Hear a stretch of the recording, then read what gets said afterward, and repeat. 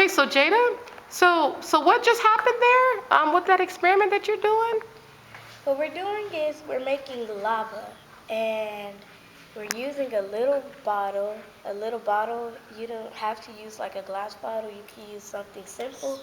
And what I did was I poured the water halfway right here, and then I added a little bit more water.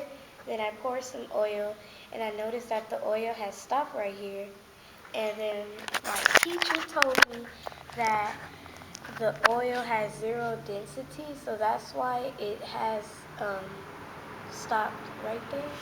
Well, no. Well, see, the oil has a density less than 1.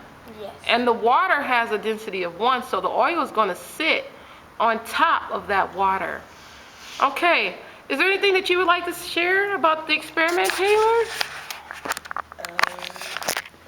I can say that it's really cool, and when you put the alkalizer, and then all of a sudden bubbles and bubbles, and then it's going to, and then you add another piece, and then that's when it starts to go like a lava lamp.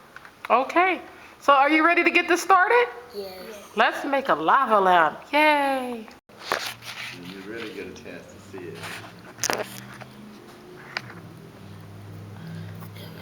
Look at that lava lamp go. That is a nice lava lamp. Let's look at this one first.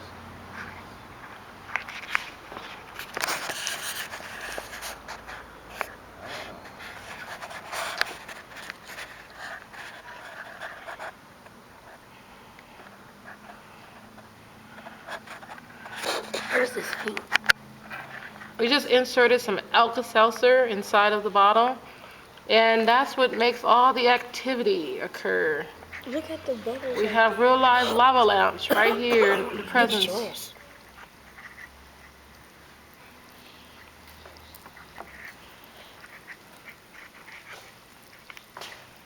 Yeah.